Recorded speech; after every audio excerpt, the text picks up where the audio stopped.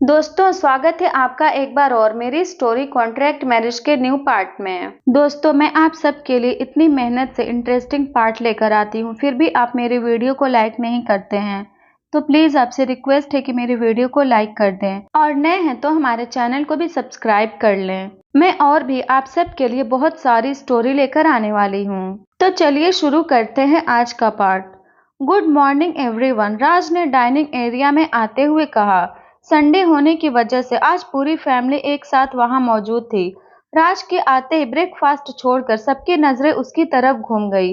What, ऐसे क्यों देख रहे हैं आप सब मुझे? उसने कंफ्यूजन से सबके ऊपर एक नजर डालते हुए पूछा। एवरीथिंग इज ओके ना? तनु ने उसे देखते हुए पूछा। Yes of course, what are you talking about? Raj ने अपनी सैंडविच पर बटर लगाते हुए आराम से कहा। मिसेस सक्सेना, राज तुमने कुछ बताया ही नहीं, वहां पार्टी में इतना सब कुछ हो गया। Mister Saxena, I still can't believe कि माताजी अनाया की दूसरी शादी करवाना चाहती हैं, वो भी तब जब ये शादी खुद उनकी बेटी की ही मर्जी की थी। राजीव सक्सेना राज के कंधे पर हाथ रखते हुए, आई एम सॉरी, मेरी वजह से तुम्हें इतनी प्रॉब्लम हो रही है। राज ने उसका हाथ पकड़ते हुए कहा, इट्स ओके अंकल, इसमें आपकी कोई गलती नहीं थी। I am sure everything will be fine soon. Summer, किसी का ध्यान इस बात की तरफ क्यों नहीं जा रहा है कि हमारे घर की सबसे छोटी मेंबर भी अब इतनी बड़ी हो गई है कि हमसे बातें छुपाने लगी है। समर ने थोड़ी नाराजगी से सेजल की तरफ देखते हुए कहा।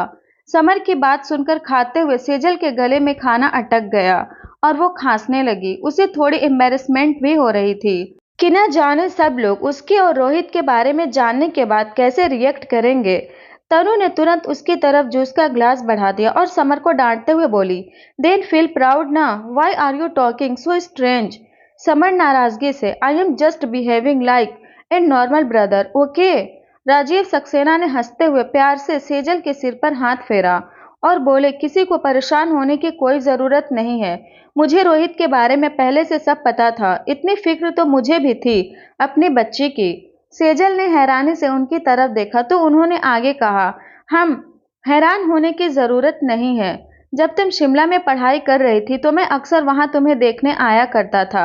मैं तुमसे मिल नहीं सकता था, मगर तुम्हारी पूरी खबर मेरे पास रहती थी और मुझे खुशी है कि तुमने अपने लिए इतना अच्छा लाइफ पार्टनर चुना है। सेजल तो ये सुनकर इतनी खुश हो गई कि तुरंत अपने पापा के गले से लग गई। बाकी सबके चेहरे पर भी इन दोनों को देखकर एक प्यारी सी स्माइल आ गई थी।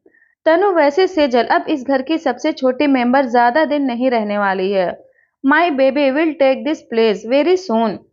तनु की बात सुनकर सेजल जाकर उसके गले से लग गई और बोली, और इस बात से सबसे ज्यादा खुशी मुझे होगी। राज ने सैंडविच की एक बड़ी सी बाइट ली और तंज कसते हुए कहा, do you even belong to this house? Tanu गुस्से में झल्लाते हुए, वाट, ये मेरा भी घर है, समझे तुम? राज, कितनी सारी गलतफहमियां पाल रखी है तुमने। तनु ने समर की तरफ देखा, इस उम्मीद में कि शायद वो उसे सपोर्ट करेगा, मगर उसकी सारी उम्मीदों पर पानी फेरते हुए उसने भी आज राज को ही सपोर्ट कर दिया। समर हंसते हुए, well that's the bitter truth. आपके और सेजल के जाने के बाद हम दोनों इस पूरे घर पर राज करेंगे। अब तक तनु और सेजल दोनों ही बुरी तरह चिढ़ चुकी थी। तनु ने डाइनिंग टेबल पर पड़ा एप्पल उठाया और राज को दे मारा। Hey what are you doing? Raj ने बचने की कोशिश करते हुए कहा। तनु मुस्कुराते हुए, teaching U A life long lesson. आज के बाद तुम्हें हमेशा याद रहेगा कि तुमसे ज्यादा ये मेरा घर है। कहते हुए उसने एक और एप्पल उसे दे मारा, मगर राज ने उसे कैच कर लिया और जैसे ही उसे तनु की तरफ फेंकने की कोशिश की, मिस्टर और मिसेस सक्सेना दोनों ने उसे डांट लगा दी। खबरदार, जो मेरी बच्ची को जरा भी डराया। राज ने तुरंत अपना हाथ नीचे कर लिया। फ्रस्ट्रेशन में उसने उन दोनों को देखते हुए कहा, आई एम ऑल्सो योर बच्चा, okay? At least do some justice with me. Tanu और सेजल को अब हंसी आ रही थी। तनु ने एक एप्पल समर की तरफ भी उछाल दिया, मगर वो तुरंत साइड हो गया और वो एप्पल मेन गेट की तरफ चला गया। उसी समय दरवाजे से अंदर यशवंती बेन पारेख ने कदम रखा। सब बुरी तरह घबरा गए, मगर वो एप्पल उन्हें हिट करता उससे पहले उन्होंने उसे पकड़ लिया। खाने की चीजों से खिलवाड़ करना अच्छी बात नहीं है, कहते हुए उन्होंने आगे आकर वो एप्पल वापस तनु के हाथ में रख दिया। सब लोग अचानक उन्हें यहाँ देखकर सरप्राइज्ड हो गए थे। हड़बड़ाहट में सब डाइनिंग टेबल से उठ गए। मिसेस सक्सेना ने उनके पैर छूते हुए कहा, माता जी आप यहाँ अचानक? हाँ, हमें आप सबसे बात करनी है। कहते हुए उन्होंने अपने साथ आए लोगों को सारा सामान रखने का इशारा किया। मिस्टर सक्सेना ने थोड़ी परेशानी से पूछा, इतना सब किस लिए? हम आज आपके पास अनाया का रिश्ता लेकर आए हैं। ये सब शगुन का सामान है। आज से ठीक 7 दिन बाद की तारीख पंडित जी ने तय की है। अगर आप सबको कोई ऐतराज न हो तो हम इसी दिन अनाया की शादी रात से करना चाहते हैं। यशवंती बेन पारेख ने सीधे सीधे जवाब दिया। उनके बात करने के अंदाज से ही लग रहा था कि वो सब कुछ ऑलरेडी फाइनल करके ही आई हैं। यहाँ वो शादी के लिए कोई परमिशन लेने या राय देने नहीं, बल्कि सीधा अपना फैसला ही सुना रही थी। वहीं उनकी बात सुनकर सबके मुंह हैरानी से खुले रह गए थे। मतलब अचानक से इतना बड़ा वाला चेंज, वो भी यशवंती बेन पारेख के अंदर, हजम होने वाली बात ही नहीं थी। मिसेस सक्सेना को अब तक यकीन नहीं हो रहा था कि जो वो सुन रही हैं वो सच है। जब वो वापस होश में आई तो उन्होंने अटकते हुए कहा, लेकिन माताजी, अनाया और राज की शादी तो पहले ही, हम उस शादी को शादी नहीं मानते। और फिर हमारे भी कुछ अरमान हैं अपने बच्चे की शादी के लिए, उन्हें हम जरूर पूरा करेंगे। उम्मीद है आप सबको हमारे फैसले से कोई ऐतराज नहीं होगा। उन्होंने उठते हुए कहा, हमें क्या ऐतराज होगा? अनाया वापस हमारे घर में आ जाए, इससे ज्यादा हमें और कुछ नहीं चाहिए। मिसेस सक्सेना ने खुश होते हुए कहा। यशवंती बेन पारेख बस जवाब में मुस्कुरा दी और घर से बाहर निकल गई। उनके बाहर जाते पूरे घर में जैसे अफरा तफरी मच गई। Tanu, oh my God, oh my God, मैंने तो अभी तक कोई शॉपिंग भी नहीं की है। न्यू ड्रेस लेनी होगी, jewellery, matching footwear, so many things to do. Sejal, you are right, मुझे भी बहुत सारी शॉपिंग करनी है और पार्लर में अपने लिए अपॉइंटमेंट भी फिक्स करनी है। दी, आप तो सुपर मॉडल हैं, प्लीज मुझे भी कुछ टिप्स देना। मिस्टर और मिसेस सक्सेना भी शादी के लिए जरूरी तैयारियों की डिस्कशन में लग गए। मेरी शादी है, एटलीस्ट समबडी कॉन्ग्रेचुलेट मी। राज ने हैरानी से सबको देखते हुए कहा। एक पल को सबने रुककर उसके ऊपर एक नजर डाली और फिर वापस अपनी बातों में लग गए। तनु, ये कौन सी पहली शादी है तुम्हारी? तुम्हारी शादी को ऑलरेडी 3.5 ईयर हो चुके हैं। So why are you getting excited? क्योंकि इस 3.5 ईयर में मुझे एक सेकंड के लिए भी फील नहीं हुआ है कि मैं मैरिड हूँ। राज ने अपने हाथ बांधते हुए कहा, ये कंप्लेन तुम्हें अनाया से करनी चाहिए। उसने तुम्हें मैरिड फील क्यों नहीं कराया? तनु ने हंसते हुए कहा। बाकी सभी उसकी बात सुनकर जोरों से ठहाका लगाकर हंसने लगे। Oh God, what sins I have done to get a family like this? Raj ने इरिटेट होकर अपने रूम की तरफ जाते हुए कहा। तनु पीछे से चिल्लाते हुए, wrong word selection, not sins, it's your good deeds. कम से कम 1000 पुण्य किए होंगे तब जाकर ऐसी फैमिली मिलती है। सेजल दी, ये तो नाराज हो गए, अब शॉपिंग के लिए कौन लेके जाएगा हमें? तनु, ये है ना हमारा सुपरस्टार, हमें शॉपिंग कराएगा। समर अचकचाते हुए, what, no, I have to do something very important. मगर उन दोनों ने उसकी एक नहीं सुनी और लगभग घसीटते हुए उसे अपने साथ लेकर बाहर निकल गई। कहानी अनाया की नजर से। नानी ने आज सुबह मुझे बताया कि वो आज शगुन लेकर सक्सेना मेंशन जा रही हैं। ये मेरे लिए सरप्राइजिंग और शॉकिंग दोनों था। आई मीन, सडनली आखिर ऐसा क्या हो गया जिससे नानी उसकी और राज की शादी के लिए मान गई? वैसे कल उन्होंने मुझसे कहा था कि वो जो भी कर रही हैं वो सिर्फ मेरी खुशी के लिए कर रही हैं। रोहित को लेकर जो सबकी गलत फहमी थी वो भी दूर हो गई और फाइनली नानी भी मान गई। मैंने एक गहरी सांस लेते हुए फोन की तरफ देखा। नानी के निकलने से पहले मैं राज को इस बारे में अलर्ट कर देना चाहती थी, मगर वो पता नहीं अपना फोन छोड़कर कहाँ घूमते रहते हैं। एंड आई रियली वंडर, ये आदमी बिना फोन के रह कैसे लेता है? आई मीन, आज के डेट में आपका फोन अगर थोड़ी देर भी आपके हाथ में न रहे, then you will feel like some parts of your body is missing. पूरे आधे घंटे के इंतजार के बाद फाइनली मेरे हस्बैंड को फुर्सत मिल गई।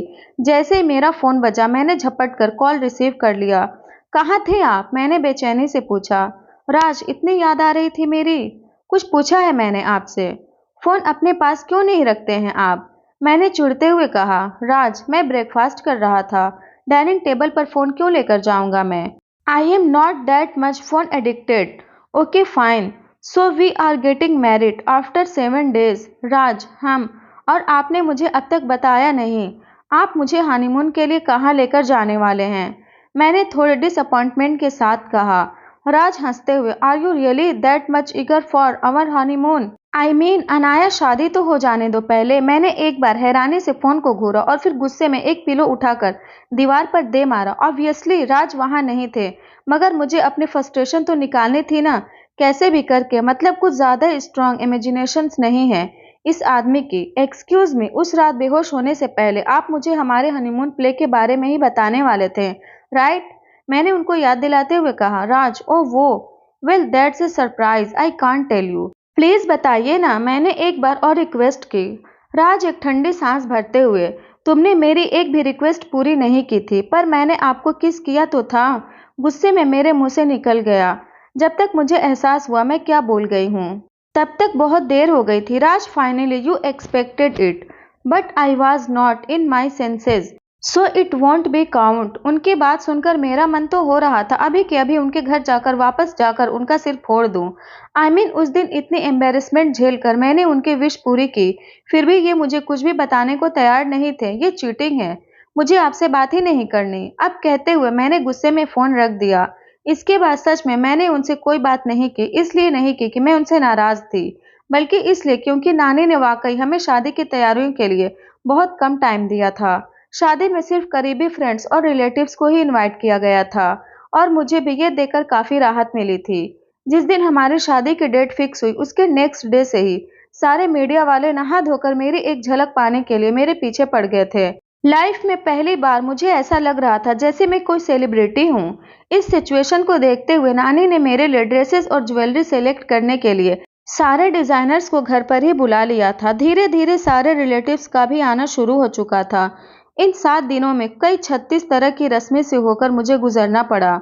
ऐसा लग रहा था जैसे मैं कोई गुड़िया हूँ और सब मिलकर मुझे अपने अपने तरीके से सजा रहे हैं। इस 7 दिनों में मेरी राज से कोई बात नहीं हुई, सो आई डोंट नो उनके साथ क्या हो रहा होगा, बट आई एम श्योर वो मेरे से भी ज्यादा बुरी हालत में होंगे, क्योंकि अब तक मेरे फोन पर उनके मिस्ड कॉल्स की सेंचुरी लग चुकी थी, मगर मैंने किसी भी तरह उनसे बात नहीं की थी। उनके बहुत सारे धमकी वाले मैसेजेस भी आए थे कि अगर मैंने उन्हें और इग्नोर किया तो वो खुद ही मुझसे मिलने आ जाएंगे, मगर मैंने समझदारी दिखाते हुए वो मैसेज तनु को फॉरवर्ड कर दिया और बाकी का काम उसने संभाल लिया। सो उन्हें मेरे पास आने का कोई मौका नहीं मिला था, और मैं बिल्कुल नहीं चाहती थी कि मेरे प्यारे हस्बैंड वापस बालकनी से छलांग लगाने जैसे कोई स्टंट करें और शादी के दिन टूटी फूटी हालत में मेरे घर बारात लेकर आएं। और फाइनली वो दिन भी आ गया जब हमारी शादी होनी थी। आई डोंट नो मैं एक्साइटेड थी या नर्वस, मगर मेरा दिल बहुत जोरों से धड़क रहा था। मेकअप आर्टिस्ट पिछले 3 घंटों से मेरे साथ न जाने क्या क्या कलाकारी कर रही थी। आई थिंक इतनी देर में तो एक नई अनाया भी बनकर खड़ी हो जाती। आज जितना मेकअप उसने मेरे फेस पर थोपा था उसके बाद मुझे अपने फेस का वेट डबल मालूम हो रहा था। पूरी तरह तैयार होने के बाद जब मैंने आईने की तरफ देखा तो मैं खुद को पहचान भी नहीं पा रही थी। वाकई उसने एक नई अनाया ही खड़ी कर दी थी, और जब मैं उठकर खड़ी हुई तब मुझे महसूस हुआ कि सिर्फ फेस ही नहीं, मेरी पूरी बॉडी का वेट डबल हो गया था। मैंने जो रेड कलर का लहंगा इस वक्त पहन रखा था उसी का वेट कम से कम 10 किलो का होगा।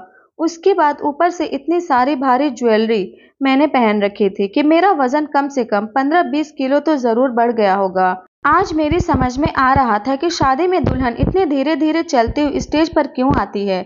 लोगों को लगता है कि वो शर्मा रही है, बट एक्चुअली उन्होंने अपनी पूरी बॉडी पर इतना सारा वेट डाला हुआ रहता है कि तेज चलने या सिर उठाने की उनकी हिम्मत ही नहीं बचती है। बहुत खूबसूरत लग रही हैं आप, बिल्कुल अपनी माँ की तरह। पीछे से नानी की आवाज सुनकर मैं तुरंत पलटी। सामने नानी खड़ी थी। मुझे इस रूप में देखकर उनकी आंखों में नमी आ गई थी। मैं तुरंत जाकर उनके गले से लग गई। सिर्फ ये एहसास ही मेरे दिल को तोड़ने के लिए काफी था कि आज इतने खास मौके पर मेरे पेरेंट्स मेरे साथ नहीं थे। मुझे आज सच में पापा की बहुत याद आ रही थी। हालांकि पूरी तरह न सही, मगर कुछ हद तक ही अपने हिस्से की जिम्मेदारी उन्होंने पूरी कर दी थी, मेरी और राज की कॉन्ट्रैक्ट मैरिज करवाकर। अब बस इस मैरिज में से कॉन्ट्रैक्ट को हटाकर इसे नॉर्मल शादी में बदलना बाकी रह गया था।